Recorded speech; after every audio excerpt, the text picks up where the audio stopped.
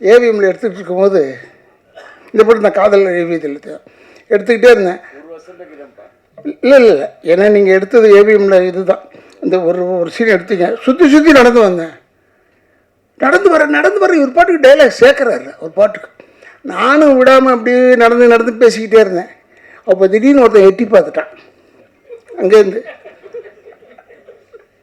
யார் அதை எட்டி பார்த்ததுன்னு நாங்கள் பேசிக்கிட்டு இருந்தது தான். இவர் உடனே யார் எங்கே அப்படி வந்தார். உன்னை இப்படி பார்த்தாரு. பார்த்துட்டு சரி அவன் இந்த வீட்டு வேலைக்காரன், கதையை வச்சுக்க, அவனாலையும் செய்ய முடியாது, அவன் நல்ல நேரம் பாரு, இந்த வீட்டு வேலைக்காரன் ஆகிட்டான்.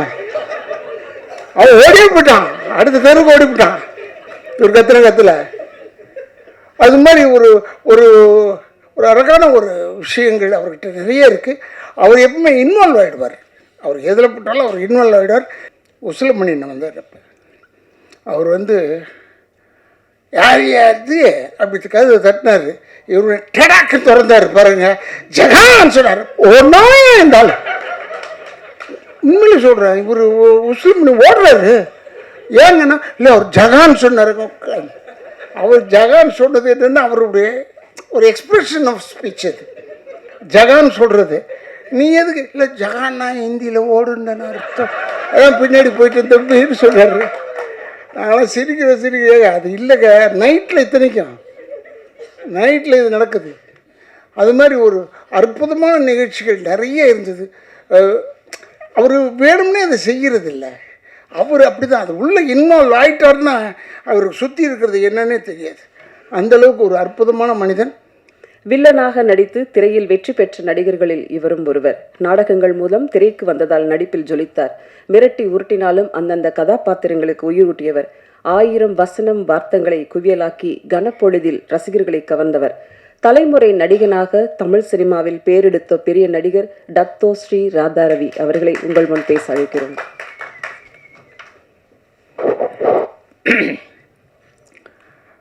இங்கே கூடியிருக்கும் என் குடும்பத்தை சேர்ந்தவர்களே, வந்திருக்கும் பத்திரிகையாளர் நண்பர்களுக்கும் இந்த யூடியூபர்ஸ் அவர்களுக்கும், ஏன்னா நான் இன்றைக்கி வாழ்ந்துட்டு இருக்கேன்னா அது முக்கிய காரணம் அவங்க தான். ஏன்னா அவங்க தான் அக்கப்புறம் எழுதுவாங்க. எழுதினாலும் பரவாயில்ல, நல்லா இருப்பேன் நான். ஏன்னா அவங்க எழுதணும், என்னை பற்றி ஏதோ ஒன்று எழுதணும். புரியுது உங்களுக்கு? இப்போ காந்தியை பற்றி பேசும்போதெல்லாம் கோட்ஸை பற்றி பேசுகிறாங்கல்ல, அது மாதிரி தான். அது தவறு கிடையாது. இருந்தாலும் நல்ல நண்பர்கள். அண்டு சகோதரர் தானவர் என்னுடைய சகோதரன். அவர் நாங்கள் எப்பவுமே நிறைய சண்டை போட்டிருக்கோம். நிறைய வாட்டி சண்டை போட்டிருக்கோம். நிறைய தடவை அதை பற்றி கவலைப்படுறதில்லை, ஒற்றுமையாக போயிட்டே இருக்கோம். அதான் ஆச்சரியமாக இருக்குது. அவர் வீட்டு ஃபங்க்ஷனாக இருந்தாலும் சரி, என் வீட்டு ஃபங்க்ஷனாக இருந்தாலும் சரி, அவர் வந்து கலந்துக்கிட்டு நானும் வந்து கலந்துக்குவேன். அதே மாதிரி சகோதரர் செல்வமணியெல்லாம் ஏன் மறக்க முடியாதுன்னா, இன்றைக்கி ராதாரவி நிற்கிறான்னா அதுக்கெல்லாம் ஒரு காரணம் வந்து செல்வமணி அவர்களும் இருக்கிறார்கள். ஏன்னா அவருடைய படம் செம்பருத்தி போய் நடிக்கிறேன்னும் போது தான் எனக்கு ஹார்ட் ப்ராப்ளம் வந்தது. அப்போ வீட்டில் படுத்துருந்தேன். அப்போ அந்த 3 மாதமும் ஒரு வெயிட்டிங். எதுக்கு? செம்பருத்திக்கு நான் வந்து நடிக்கணும். அதுக்காக வெயிட் பண்ணி என்னை நடிக்க வச்சார். அது ஒரு பெரிய ஒரு ராசியாச்சு. எதுக்குன்னா எனக்கு தங்கச்சியாக நடித்தது அதில் ரோஜா, இதில் வந்து நம்ம நளினிம்மா, என் தங்கச்சி உயிர் உள்ள ஒரு விஷால. அதனால் அவங்க எல்லாமே பெரிய பெரிய ஹிட்டாகி பெரிய ஆளுங்களாக இருக்கும்போது கூட இன்றைக்கு வரைக்கும் அதே மரியாதை, அதே இது அன்பு செலுத்திட்டு இருக்காங்க. அவர்களுக்கு என்னுடைய வணக்கங்களை கூறி, சகோதரர் அவரை பற்றி சொல்ல தரவில்லை. அவர் இயக்குனர் என்னை வந்து சென்னை காதல்னு ஒரு படத்தில் நடிக்க வச்சார். நான் அவ்வளோவா கேட்கல அவர்கிட்ட போய் வாய்ப்பு. ஏன்னா டைரக்டர்கிட்ட எப்போயும் நான் வாய்ப்பு கேட்டுருவேன். ஏன்னா இல்லை, அடுத்த படத்தில் நான் பிரமாதமான ஒரு வேஷம் செய்யவே முடியாது. சும்மா சொல்லுவாங்க, அவங்க இருக்கிற பிஸியில் நம்ம மறந்துடுவாங்க. அதனால் அப்பப்போ நான் அட்டெண்டன்ஸ் போட்டுக்கிட்டே இருப்பேன். இவங்ககிட்ட டைரக்டர்கிட்டையும் ப்ரொடியூசர்கிட்டையும் அட்டெண்டன்ஸ் இருக்கும். டிஆர்கிட்ட கவலை இல்லை. ஏன்னா அவர் தான் ஆளினால் அழகுராஜா. அதனால் அவருக்கு எந்த ஏரியாவில் கேட்டாலும் அவருக்கு கவலை இல்லை. அவர் எப்பயுமே என்னை கூப்பிட்டு, உயிர் உள்ள வரை உஷா வரும்போது நாங்கள் சொல்லியிருக்கேன், பேட்டியில் சொல்லியிருக்கேன், என்னை கெடுத்தவர் டி ராஜேந்திரன்னு. ஏன் என்னை கெடுத்தாருன்னா, 8 வருஷமாக எனக்கு படம் இல்லை. லா காலேஜ் படிச்சுக்கிட்டு இருந்தேன். கொஞ்சம் கொஞ்சம் ஒரு 2 படம் ஒரு படம் அப்படி நடிச்சுக்கிட்டு இருப்பேன். அப்போ டிஆர் சார் வந்து எனக்கு வந்து அமெரிக்காவில் எங்கள் அக்கா இருக்கிறதுனால என்னை கூப்பிட்டுட்டே இவருக்கு எழுதி போடுறா ஓஹியோவில் ஒரு ஆளை கேட்டிருக்காரு டைரக்டராக வேணும்னு அப்படின்னு கூட எழுதி போட்டேன் ஓஹியோவில். அவர் இருக்கார் ட்ரெஸ்பாஸ் அவென்யூ, அவர் பேர் மிஸ்டர் ராவ், இந்தியன்.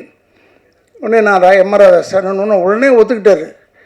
ஆனால் அந்த பதிலை சொல்கிறதுக்கு மட்டும் 2 வருஷம் எடுத்துக்கிட்டார். அதுக்குள்ளேயும் பார்த்தா உயிர் உள்ள ஒரு விஷயம் உள்ளே வந்துச்சு. இவர் என்னை கூப்பிட்டு அறிமுகப்படுத்தினது பெரிய அளவில் போய் எல்லா படத்துலையும் நான் தான் வில்லன், கெடுக்கிறதுக்கு ரைட்டான ஆள் யாருன்னா ராதா ரவின்ற அளவுகளை கொண்டாண்டார். அதனால் என்னை வந்து ஊருக்கு போகாமல் தடுத்ததும் டிஆர் அவர்கள் தான். இல்லைன்னா நம்ம ஒழுங்காக போயிருப்பேன், அமெரிக்கா போயிருப்பேன்னு வச்சுக்கோங்க. ஆனால் அமெரிக்கா போயிருந்தால் இப்போ உங்களெல்லாம் சந்திக்க முடியுமா, உங்கள் பேர் எடுக்க முடியுமா? இந்த ஊரில் நான் பேரை எடுத்துருக்க முடியாது. இந்த பேரில் எடுத்ததுக்கு காரணம் வந்து டிஆர் அவர்கள் தான். இப்போ கூட நான் அந்த பார்த்துக்கிட்டே இருக்கும்போது தானு சார் சொன்னார், பேசும்போது இது வந்துடும், அப்புறமா டைரக்டர் சொன்னார் எனக்கு பேசும்போது அழ வந்துடும்னு. நான் உண்மையிலே பார்க்கும்போது எனக்கு அழ வந்துருச்சு. எப்படிப்பட்ட படம், எப்பேற்பட்ட படம் பா! உயிர் உள்ள ஒரு உஷா. இவரை பார்க்கறதுக்கு நான் அப்போ சாந்தி விகார் பக்கத்தில் எங்கேயோ ஒரு ஃப்ளாட்டில் இருந்தார் சார், கங்கா அப்பார்ட்மெண்ட்ஸ். அங்கே இருந்தார். போனேன் வாயா அப்படி சொல்லிவிட்டு டோரை அவருக்கு எதுவும் கிடைக்கக்கூடாது, டோர் கீரெலாம் உடனே தட்டுவார். டக் டக் டக் டக்குன்னு போட்டார். என்னென்னு பார்த்தா இவங்க கல்யாணம் பண்ணிக்கு போகிறாங்க உஷா. அவங்க வந்து வெளிநாட்டுக்கு போயிருக்காங்க ஒரு ப்ரோக்ராமுக்கு. உடனே எனக்கு பாடி காமிச்சார். இந்த உயிர் உள்ள ஒரு சில ஒரு பாட்டை பாடினார், வைகை கரை காற்று நிலைன்னு பாடினார். அப்படி யாரும் பார்த்து என்னடா இந்த மனுஷன் நின்ன இடத்துல தட்டுறாரு, நின்ன இடத்துல பாடுறாரு, எப்படிடா இது இப்படி ஒரு மனுஷன்னா என்ன? அப்போ பார்த்தேன். இப்போவும் 40 வருஷமாக இதே மாதிரி தான் இருக்கார். அதுதான் அவர்கிட்ட இருக்கிற ஒரு பெரிய. நான் எப்பவுமே தம்பியை கூட பார்த்து சொல்லுவேன், நான் ஒரு பிள்ளைய பார்த்து சொல்லுவேன், அவன் எனக்கு ஒரு மகன் மாதிரி அவர் நான் எப்பவுமே பார்த்து சொல்லுவேன், என்ன தான் சொல்லு, அந்த டிஆர் மாதிரி நீ வர முடியாது, அப்படிப்பட்ட ஒரு ஆளப்பா. ஆனால் எல்லாமே அவர் பிறந்த பிள்ளைங்க பூரா எல்லாமே கலை அம்சம் கொண்டது. ஏன்னா இந்த பிளட் உச்சி முடியிலேருந்து கால் வரைக்கும் கலை தான் அவருக்கு லைஃப். போய் இப்படி நிற்க முடியாது. என்னென்னா இப்போ கொஞ்சம் நேரங்கள்லாம் பார்க்க ஆரம்பிச்சிட்டாரு, அது வேறு, அதை பற்றி நமக்கு ஒன்றும் கவலை இல்லாது. என்னென்னா இவரை நம்பி நான் வீட்டுக்கு போயிட்டேன். நான் எப்பயும் அடிக்கடி வீட்டுக்கு போவேன். அப்போ சிவாஜி அப்பா வீடு பக்கத்தில் இருந்தார். அங்கே போனோம்னா மேலே நின்றுட்டே இருந்துட்டு, மேலே தானே இருக்கார், என்ன டிஆர் எப்படி இருக்கீங்க அப்படி செஞ்சுட்டார். நடந்தால் அப்படி செய்கிறாரு, பேசக்கூட மாட்டுறாரு, ஹலோ சொல்ல மாட்டுறாரு. அந்த கோவம் எனக்கு. உடனே என்னை கூப்பிட்டு ஒரு அம்மா வந்து உங்களை உள்ளே உட்கார சொன்னாங்க. நான் இப்போ ஆஃபீஸ் ரூம் அந்த பக்கம் ரைட் சைடு உள்ளே உட்காந்துருந்தேன். வந்தார். இல்லையா இந்த டைமில் உனக்கு பேசக்கூடாது உன்னோட, அதுக்காக தான் நான் பேசலை, இதை முதல்ல தெரிஞ்சிருக்கலாம்ல எனக்கு. அவர்கிட்ட கோச்சுக்கவும் முடியாது. அவர் சொல்கிறது பூரா செய்கிறது பூரா எல்லாமே நல்லது. என்னென்னா அவருடைய இன்னொரு படத்தில் நடித்த நானும் நளினியும் ஜோடி. அப்போ அதில் நான் சென்ட்ரல் மினிஸ்டராக நடித்தேன். காதல் அது ஹைதராபாத்தில் எடுக்கிறோம். என்ன ஒரு லாபம்னா டெய்லி ஒரு கோழி அவுட்டு ரெடியாக இருப்போம் நாங்கள். இன்றைக்கி தான் கோழி ஃப்ரை பண்ணிட்டியா அப்படி சொல்லுவோம். எங்களுக்கு தெரியும் எப்படி ஒரு டெய்லி ஒரு கோழி உண்டு. அது ஒரு எல்லாருக்கும் கொடுக்கறதில்ல அவ்வளோ அன்பானவர். இப்போ கூட சொன்னார், அவருக்கு எழுதி வச்ச வசனம்னு தானு சார் சொன்னாங்க. நான் பார்த்ததில்லை இப்படி ஒரு மனுஷனை, நான் பார்த்ததே இல்லை. ஏன்னா டைலாக்ன்றது ஒரு புக்கு கிடையாது, கையில் ஒரு பேப்பர் மட்டும்தான் இருக்கும். இந்த screenplay of the picture scene order படி இவர் பாட்டுக்கு சொல்லிக்கிட்டே இருப்பார். டைலாகை நம்ம பாட்டுக்கு சொல்லிக்கிட்டே இருக்கணும். திடீர்னு ஏவிஎம்மில் எடுத்துகிட்டு இருக்கும்போது இந்த படம் நான் காதல் ஏவியத்தில் எடுத்துக்கிட்டே இருந்தேன். இல்லை ஏன்னா நீங்கள் எடுத்தது ஏவிஎம்மில் இது தான். இந்த ஒரு சீன் எடுத்தீங்க, சுற்றி நடந்து வந்தேன். நடந்து வர இவர் பாட்டுக்கு டைலாக் சேர்க்குறாரு. ஒரு பாட்டுக்கு நானும் விடாமல் அப்படியே நடந்து பேசிக்கிட்டே இருந்தேன். அப்போ திடீர்னு ஒருத்தன் எட்டி பார்த்துட்டான் அங்கேருந்து. யார் அதை எட்டி பார்த்ததுன்னு நாங்கள் பேசிக்கிட்டு இருந்தது தான். இவர் உடனே யார் எங்கே இருக்கும் அப்படி வந்தார். உடனே இப்படி பார்த்தாரு. பார்த்துட்டு சரி அவன் இந்த வீட்டு வேலைக்காரன், கதையை வச்சுக்க, அவனாலையும் செய்ய முடியாது, அவன் நல்ல நேரம் பாரு, இந்த வீட்டு வேலைக்காரன் ஆகிட்டான். அவன் ஓடியே போயிட்டான், அடுத்த தெருவுக்கு ஓடி போயிட்டான். ஒரு கத்துல அது மாதிரி ஒரு ஒரு அழகான ஒரு விஷயங்கள் அவர்கிட்ட நிறைய இருக்குது. அவர் எப்பவுமே இன்வால்வ் ஆகிடுவார். அவர் எதில் போட்டாலும் அவர் இன்வால்வ் ஆகிடுவார். இப்போ கூட சொன்னார், உயிருள்ள ஒரு விஷயம் எடுக்க திருப்பி ரீரிலீஸ் பண்ண போகிற வந்துடுன்னு சொன்னார். நான் வந்துட்டேன். ஏன்னா உயிர் உள்ளவரை உஷாவில் நடிக்கும்போது என்ன பயமோ அதே பயம் இப்போவும் இருக்குது அவர்கிட்ட. ஏன்னா எனக்கு வந்து அவர் பசுக்குன்னு திட்டி விடுவார். அவர் யாரையும் பார்க்கல மாட்டார். அதெல்லாம் எவ்வளோ பெரிய ஆளாக இருந்தாலும் சரி, டக்குன்னு தப்பாக இருந்ததுன்னு உடனே திட்டிட்டுவார். ஏன்னா இவர் வந்து அவங்க அம்மா மேலே எனக்கு இவர் மேலே ரொம்ப பிரிய வந்தது காரணம், தஞ்சாவூரில் இந்த உயிர் உள்ள ஒரு ஷோ நடத்திக்கிட்டு இருந்தோம். அப்போ அவங்க அம்மா வந்தாங்க, டிஆருடைய அம்மா. எவ்வளோ மரியாதை கொடுத்தாரு எம்மா. நான்லாம் தாய்னாலே நான் வீக்னஸ்ஸு எனக்கு. அப்புறம் இவர் பயங்கரமாக அவங்க அம்மாவுக்கு மரியாதை கொடுத்து கூப்பிட்றது என்ன, எவ்வளோ பெரிய டிஆர் அவனை அவங்க அம்மாவுக்கு எவ்வளோ பெரிய ஒரு மரியாதை கொடுக்குறாருன்னு எனக்கு ரொம்ப அதுலேருந்து அவர் கூப்பிட்றாருன்னா உடனே நேராக போயிடுவேன். அதுக்கப்புறம் தான் மற்றது எல்லாமே. அந்தளவுக்கு ஒரு நல்ல மனிதன். அவர் டைலாக் எழுத மாட்டார், ஆனால் பேசிக்கிட்டே இருப்பார். இந்த சீனில் வந்தது அந்த சீனில் வராதுன்றது வேறு, இந்த படத்தில் வந்தது அந்த படத்தில் வராது. அந்த டேலண்ட் வந்து வேறு யாருக்குமே கிடையாது. நான் பார்த்த வரைக்கும், நான் பார்த்த நடிகர்கள் வரைக்கும் இல்லை. ஏறத்தில் ஒரு 42 வருஷம் ஆயிடுச்சா இந்த படம் வந்து 40 கிழிஞ்சது போ 83 போயிட்டு அடிச்சிருக்கோம் இப்படி. ஆனால் அப்பா 40 இயர்ஸ் 2 இயர்ஸுக்கு அப்புறமா இன்னும் அதே மாதிரி இருக்கிற மனுஷன் டச் அவுட் அப்படியே இருக்கணும். டிஆர் நல்லா இருக்கணும். எங்களெல்லாம் வளர்த்து விட்டு அழகு பார்த்துட்டார். எல்லாரையும் வளர்த்து விட்டு அழகு பார்த்தார். உயிர் உள்ள ஒரு உஷா முடிகிறதுக்குள்ளே சகோதர நம்ம வீட்டில் ஷூட்டிங்கு அங்கே முடிகிறதுக்குள்ளே இந்த பஞ்சாயத்து பண்ணி என்னால் டயர்டாயிட்டேன். தனியாக சிரிக்கிறா பாருங்க நளினி. டெய்லி பஞ்சாயத்து. இவர் அப்போ இன்னும் இளமை வேறு இருக்க. 40 வருஷத்துக்கு 42 வருஷம் பின்னாடி எவ்வளோ பெரிய இளமை செய்வார். இன்னும் இது வந்து நான் முடியாது, ஏன்னா இதுவும் கோக்காரு. அப்படி நம்ம கெஞ்சி இல்லைம்மா அது வந்து அது இப்படி தான் சொல்லிகிட்டே இருப்பேன். அப்படி கெஞ்சி டெய்லி பஞ்சாயத்து. அப்படி இருந்து படம் முடித்து படம் ரிலீஸ் ஆகி ஓடுது. அசந்துட்டோம். என்னை அதே கல்பனா ஹவுஸில் என்னை இவர் சார் வந்து அந்த பைக்கில் சுற்றி வருவேன். அப்போ இவர் செயின் ஜெயபாலா நடிக்கிறார். அந்த வீட்டில் அவர் அவுட் சின்ன கேட் இருக்குது, அதில் தான் இவர் இருப்பார். கதவு திறப்பார். உசிலமணின்னு வந்தார். அப்போ அவர் வந்து யார் யாரு அப்படி கதவை தட்டினார். இவரு டெடாக்கு திறந்தார் பாருங்க. ஜகான் சொன்னார். ஒன்றா இருந்தாலும் உண்மையில சொல்கிறேன், இவர் உசிலமணி ஓடுறாரு. ஏங்கன்னா இல்லை அவர் ஜகான் சொன்னார். அவர் ஜகான் சொன்னது என்னென்னா அவருடைய ஒரு எக்ஸ்பிரஷன் ஆஃப் ஸ்பீச். அது ஜகான் சொல்கிறது. நீ எதுக்கு இல்லை ஜகான்னா ஹிந்தியில் ஓடுன்னு அர்த்தம். அதான் பின்னாடி போயிட்டு தம்பின்னு சொன்னார். நாங்களாம் சிரிக்க அது இல்லைங்க. நைட்டில் இத்தனைக்கும் நைட்டில் இது நடக்குது. அது மாதிரி ஒரு அற்புதமான நிகழ்ச்சிகள் நிறைய இருந்தது. அவர் வேணும்னே அதை செய்கிறது இல்லை. அவர் அப்படி தான் அது உள்ளே இன்வால்வ் ஆகிட்டார்னா அவருக்கு சுற்றி இருக்கிறது என்னன்னே தெரியாது. அந்தளவுக்கு ஒரு அற்புதமான மனிதன், நல்ல மனிதன், நல்ல இதயம் கொண்டவர். அவர் இப்போ எங்களை வந்து என்னை வந்து சொல்லியிருக்காரு, அடுத்த படத்தில் ஏதோ நடிகன்னு ஒரு படத்தில் சொல்லியிருக்காரு. நான் நடிக்கிறேங்கன்னு சொல்லிட்டேனே ஒழிய இன்றைக்கி வரைக்கும் திக்குன்னு இருக்கவில்லை. இவரோட போய் நடிக்கணும்னா என்ன கண்டிஷனில் போகணும், என்ன மாதிரி போகணும். ஏன்னா இப்போ நமக்கு ஏஜ் ஆகிடுச்சு. எனக்கு 72 ஆகிடுச்சே. இப்போ போயிட்டு இந்த மாதிரி இளமையான சரி எப்படியோ ஒன்று.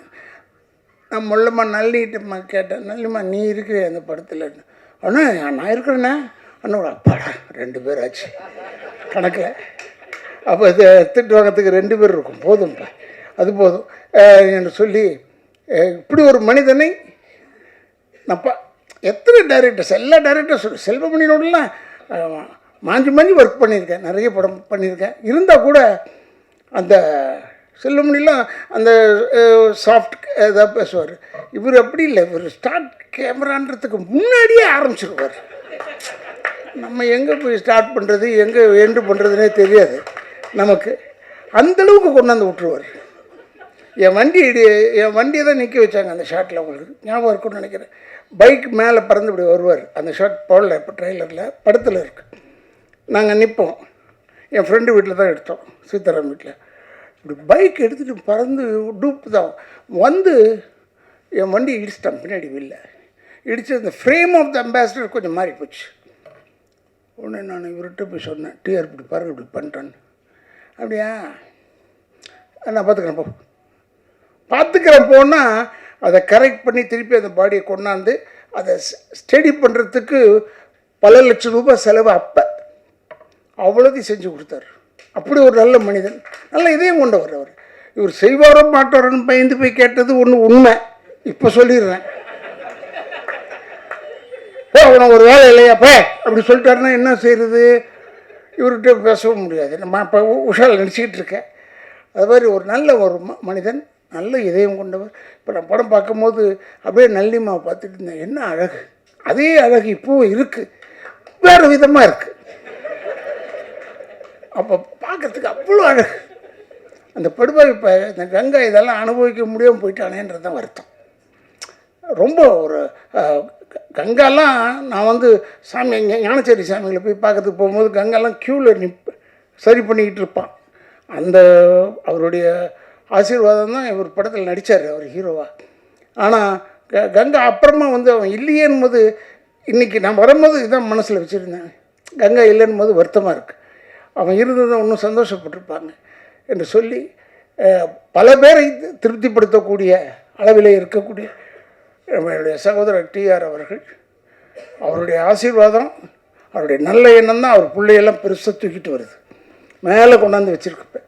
சில பேர் என்ன கேட்டாங்க, ஃபங்க்ஷனில் கூட கேட்டாங்க. இந்த ஃபங்க்ஷனில் இன்னொரு ஃபங்க்ஷன், வெளிநாடு ஃபங்க்ஷன் ஒன்று பேசிக்கிட்டு இருக்கும்போது, சார் இவர் வருவாரா? யாருங்க?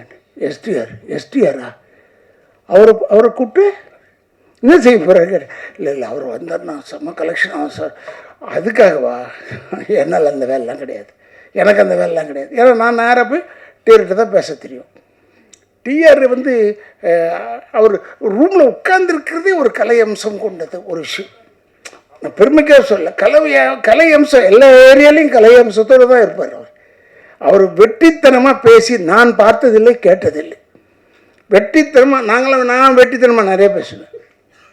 இப்போ பேசிகிட்டு இருக்கேன், இதில் பாதி வெட்டி பாதி நல்ல விஷயம் இல்லை, அது மாதிரி தான். நான் வந்து எப்பவுமே பேசிக்கிட்டே இருப்பேன், அப்படி அரட்டடிப்பேன் எல்லாம் பண்ணுவேன். அவர் மட்டும் அப்படி இல்லை, எதை தொட்டாலும் சினிமா தான், எந்த பக்கத்தை தொட்டாலும் சினிமா தான். சினிமாவை தவிர வேறு எதுவுமே தெரியாது டிஆர் அவர்களுக்கு, வேறு எதுவுமே தெரியாது, கண்ணிலையும் படாது அவருக்கு. அந்த மாதிரி ஒரு நல்ல ஒரு இதயம் கொண்டவர். இந்த படத்தை ஏதோ 13ஆம் தேதி ரிலீஸ் பண்ணுறாருன்னு சொன்னாங்க. அப்போ சொன்னாங்க காதலர் தினம் அந்த தினம், அதெல்லாம் அவர் பார்த்துருப்பாரியா, அவர் பார்க்காதே கிடையாதுங்க.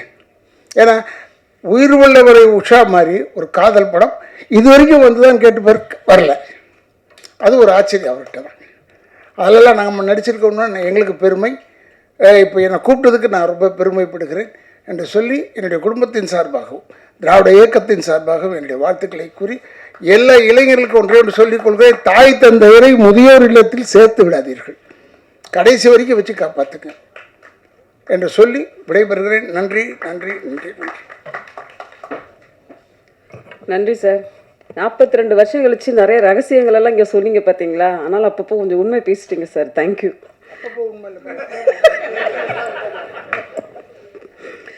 இல்லை, நிறைய ரகசியங்கள் இப்படி உண்மையாக வெளிச்சமாக சொல்லுவாங்கல்ல, அதனால்